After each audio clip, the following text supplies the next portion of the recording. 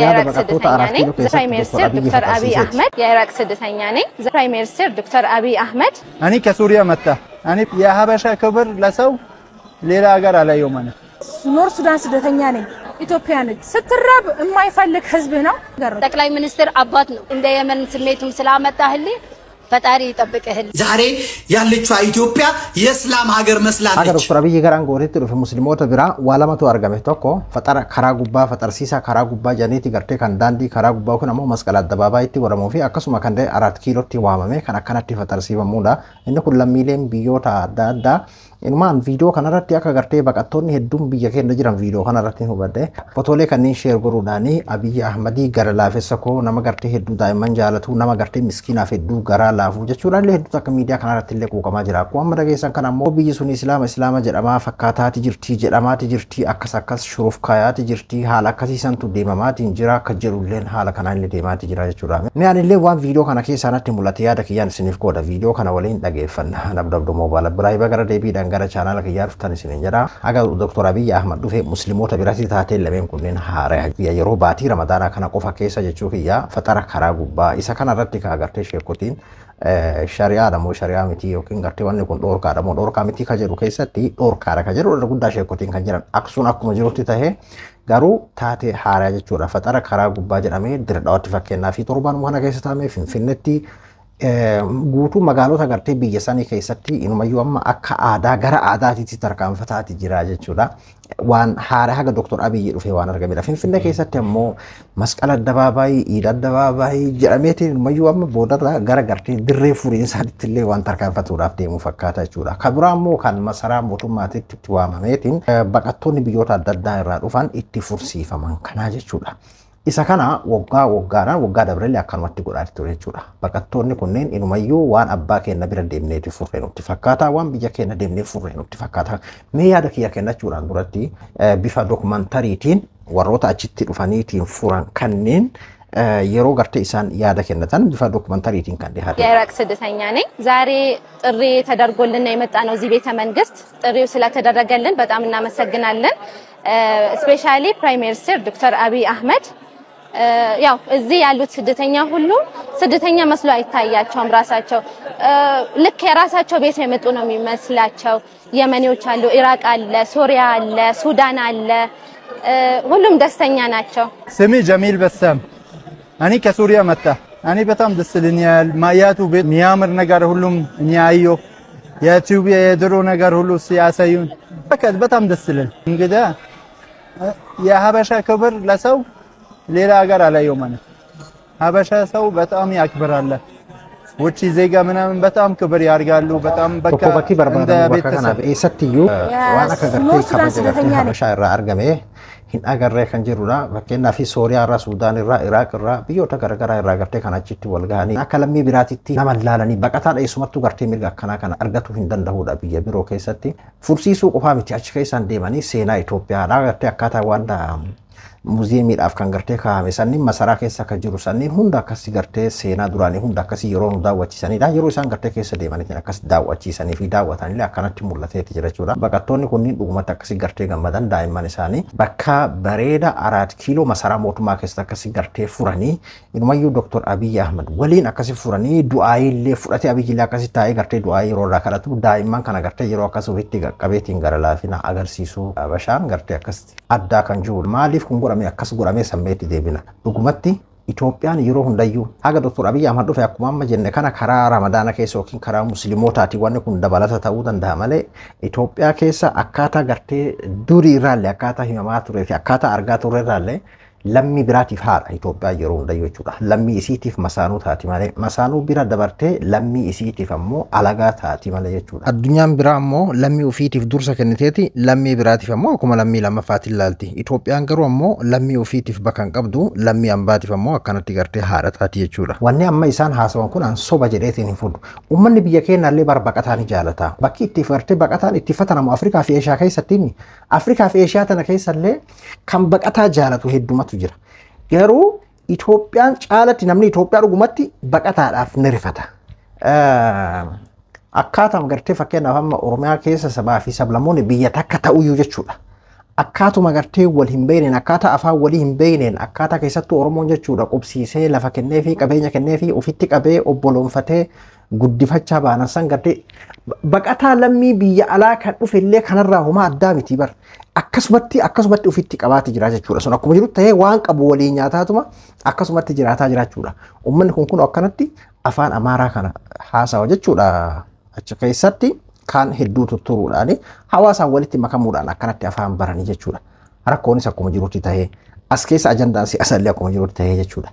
Garuu kan gaafii namatti ta'u Itoophiyaan tun yoom lammii isiitiif hoo yoom akkana baqataa taatiidha. Akka baqataadhaa fi lammii taate kana lammii isiitiif ammoo yoom gartee abbaa taatiidha. Amma waan biyya kiyya deemee fakkaata jette mucoon tayyamanii suni an kana mormii irraan qabu kun waan bareedaadha jedheetti yaada. Akka nama tokkootitti akkas gartee baqataadhaa fi hamilee akkasii kennuun guma gartee gara laafummaadha. Daa'imman Oromoo meeqatu har'an tana ayyoon Oromoo baqattummaadhaanii gaaddisa jala dabasaa jira biyyuma keessa dhalte biyyuma isiisan keessatti jechuudha. Mee ayyoon Wallaggarraa Shawaarraa hatta buqqaatonni gartee Sumaalee irraa buqqaanii naannoo Finfinnee san keessatti muraasni gara hojii gartee kan hojii qabaatan jiraatu danda'an irra hedduu rakkoo akkamii keessa jiran takka masaraa mootummaa san keessatti furanii beekanii waggaa dabres haa ta'u baranas haa ta'u waggaa kaan illee haa ta'u namni isaan quba qabu jira buqqaatotuma naannoo Finfinnee jiran kana meeqatu rakkoo keessa jiranii beektanii fakkeenyaaf rakkoo guddaa keessa jiranii mee amma fakkeenyaaf kunniin akkuma jirutti tahee warrootuma rakkoo gartee wal waraansaati kana jechuun biyya san keessatti barama mootummaan fakkeenyaaf dursa kan dirqama irraa qabu akka amantiitti akka aadaatti illee akka seeraatti illee dirqamallee kan irraa qabu lammii isaati natti fakkaata. Lammiilee isaa kanaafoo yoom akka baqataadhaa fi gartee qe'ee ta'e kanatti kabaja akkanaa kana kenneef kanatti akkanatti haayizoo bar namni haamileen isaa cabte yeroo abshiirii akkana tana yeroo argate haga tokko bar haamileen isaanii jajjabaatti bar yoo gartee rakkoon itti jiraateyyuu yoo gartee duraan kadhaadhaan yookiin ammoo gartee rakkoo adda addaatiin dabarsaa jiraateyyuu hamilee argataa bar mootummaan biyyattii sanii jabaadhu jedhee akkas gartee hamilee akkasii san itti godha jechuudha. Takka agartanii beektanii uummata keenya kan arran tana karrayyuu buqqa'ee gaaddisa jala jira.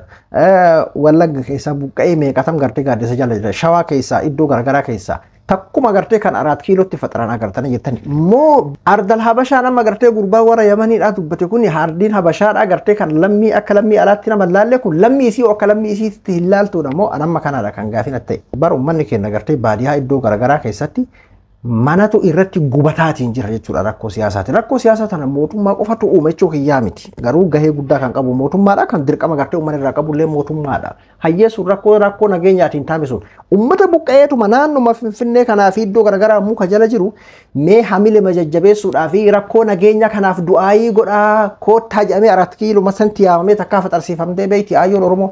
Achi keessatti takkaa nama gartee afaan Oromoo dubbateetiin faxareetiin jiru beektani akka amaarumallee haa ta'u kama rakkoo nageenyaatiin kan barbaade haa ta'u lammiin zeegaan biyya sanii 4 kiilootti faxarsiifamee beekama.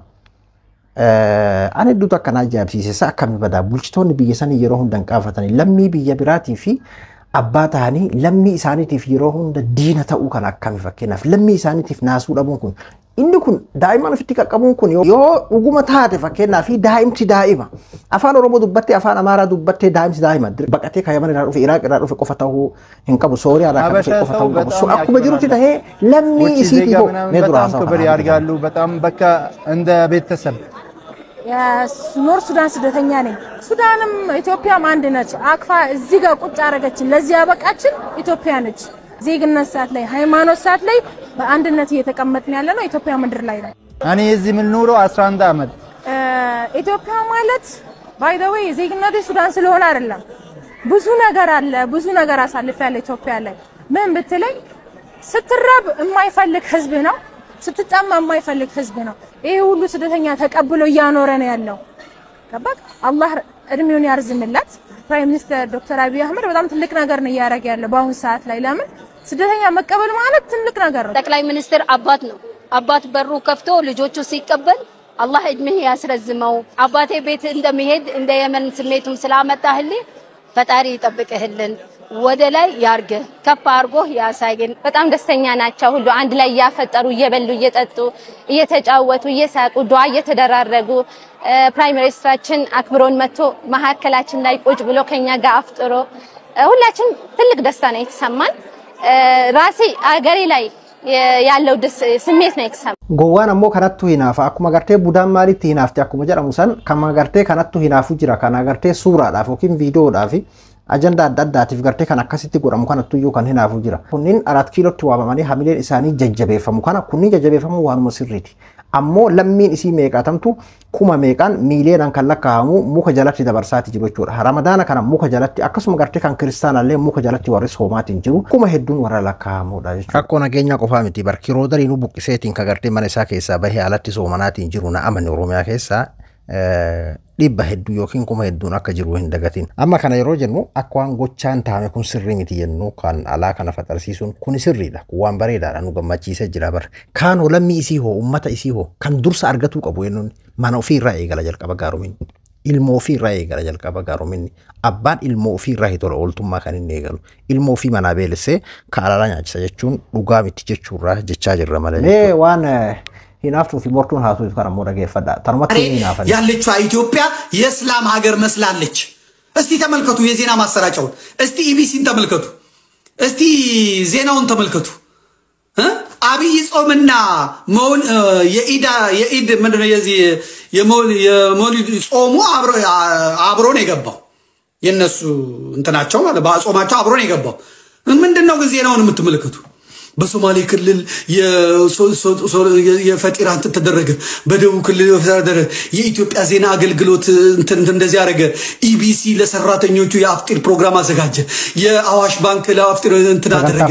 ከራጉባ 4 ኪሎ ትገርቴ በቀጥታ ያማኔ ፉርሲሱ ዱርጎሚ ቁርአና አማ ከርመቱ መታይ ሰዱኩብ ሴሳ ጀሪ ኩኔኒ አካታን ገርቴ ቃይዳን ኢሳኒ akkatuma gartee gaafa Minilik Haayila Sillaasee haala sanii Itoophiyaan isiisanidha malee Itoophiyaa tanaa miti ka jirudha. Tokko ammoo homa xixiqqoo tanaafuu gartee yoo hamilee kennee fi kana caala gartee miila nutti babal'ifatanii ka jiru achumatti dhaabuu qabnaa jechuun yeroo hedduu akkasii warri kun dimokiraasii illee osoo hin ta'in akkaataa dhufee nu sanitti nuti godhachuu qabnaadha malee beeki bilisummaallee waan barbaadanatti hin fakkaatu. Bilisummaafillee osoo hin ta'in warri kun kan inni qabsaa'u jibbaa gartee sabaa irratti jibbaa amantii irratti kan isaan ittiin qabsaa'an jechuudha. Ani gartee ka warra kanaan ajaa'ibu kun gartee amala isaaniiti keessatti warroon ilaalcha kana qaban akka sabaatti jechaan jiru akka gartee ilaalcha akkanaa warri qabu kunneen warri ilaalcha akka amma namichoo kanaa qabu kunneen akkaatuma gartee itti guddanneedha akkaataa gartee itti ammallee argaatiin jiru jechuudha. Bilisummaallee osoo hin ta'in nu qofaan tahuu qabaa akkuma gartee masaraa kenna maal jaansanidha jechuun homaa wanni addaa ammallee Oromoon masaraa san keessa jira wanni addaa Oromoon argatee jira jechaan jiru. Ani kan hedduu gartee takka kan ajaa'iba natti ta'ee waan gartee miidiyaa kanarratti uqamurraa gara laafessa koo gara laafummaan tuni hoo lammii isaatiif hoo akkamiidha amma warrummaan gara laafessa jedheetiin sirbu kun warri gara laafessa jedheetiin waaqeffatu kun jechuudha. Nuti barkana amma fakkeenyaaf nama tokko faallaa qofa deemta yookiin ammoo ni hinaaftan ka jedhu faa jira. Mee fakkeenyaaf amma isa kana hoo hammame hamilee kamiin ati lammiin kee taati keessaa dhalatte akka keessa jiru beeyna bara akkaataa isaan taa'aa jiran osoo beeyna daa'imman meeqarran tana Oromiyaa keessatti rakkoo nyaataatiin du'aa osoo jirtu rakkoo nyaataatiin gartee miidhamaatiin osoo jirtu ummanni keenya muka jalatti soomaatiin osoo jiru. Tokko ammoo kan gartee hamileen arganne osoo yoo rakkoo biyyaa miskiinummaa yookiin gartee rakkoo dadhabina biyyaa guutuu taate hamilee akkas jajjabeeffame yoo ta'e bar har'a namni hundinuu hamilee ittiin waa dubbatu hin qabu jechuudha. Mee takka uummata isiitiif gartee kan isiin hamilee taatu agartanii beeytanii dura kan dirqama irraa qabu kan gartee tahamuu qabu kan waajiba amantii aadattis akka hundattiyyuu lammii isii ture. Daa'imman isiiti jechuudha. Kan biyyeen biyya sanii irratti dhalatee jiraatuudhaaf ammoo dirqama gaariin dura ofirraa eegala. Anamma mana kiyya keessaa ilmaan kiyya beelessaa yoon ala bahee way ilmaan beelotee nyaachisa jedheetiin kaameeraa of waraabame atamma hamilee kami ilmaan kiyya osoo beelotee jirtu osoo gartee mana kiyya keessaa kiraa irraa kafaluu dadhabee yookiin ilmaan kiyya kiraa keessatti rakkattu yoon bahee nama kiraa kafalasuu dadhaban jedhee kabiraati irraa gartee kiraa kafaluudhaaf fiigee ammatti dhuguma du'aa hinaa goota moo naa abaarta. Na barta bar waan bakka dirqama silaa itti qabu dhiisee bakka nan ilaallanne ilaalaa jira jechuudha. Ijji tiyya bakka agartu iftee bakka biraan argaa jirti jechuudha. Kanaafuu kuni ajandaa kaameeraatirraa kana fe'anii faayidaa biraa qaba jedhee yaaduun akka nama tokkootitti. Amma ati gara laafessa maalii koo maal jettaami? Waan biyya san keessatti taa'amu fakkeenyaaf yoo ati namni tokko du'e nam tokko ajjeefame jedhan biyya san keessatti mootummaa qofaame kan mootummaa deeggarulleen warra boo'ichaa siin jedha warra taaziyaa siin jedha maa bootteedha beeki. Baga akkas tahee akka jechuuti gara faallaa biraatiin gara biraatiin tokkoon jechuudha. Ka ajjeefame ka hidhame kan dararame kan buqqa'e yoo akkas taa'ame buqqa'e ajjeefame dararame yoo tette warra boo'ichaa warra taaziyaa siin jedha jechuudha. Garuu gaafa suuraadhaaf wanni akkanaa kun kaa'ame gara laafessa koo ilma namaatiif naasuu qaba daa'imman jaalata abbaa jaalala itti yoo sheer goote ammoo maashaallah waan ajaa'ibaa jedheeti akkasi gartee isa kanaaf ammoo laayikii itti roobsaa jechuudha. haala kana keessa jirra. Mootummaa qofaa miti ufii kennanitu akkas burjaajii akkasiisan keessa jirra jechuudha. Kanaafuu akkuma lammii biraatiif dahoo taate kana lammii isiitiif dahoo gaafa mootummaan ta'u lammiin isii gaafa dahoo argattu lammiin isii gaafa abshirii gartee jajjabeeffamuu argattu. Buqqa'eetu jechuudha. Buqqa'uun sirrii miti beela'uun sirrii miti misila. Buqqa'eetu gaafa abshirii argatu Rabbi nu agarsiisu jenna. Rabbi Abduu Moobaala Biraayan qophii biraatii waliin deebinutti nagayaan naa tura.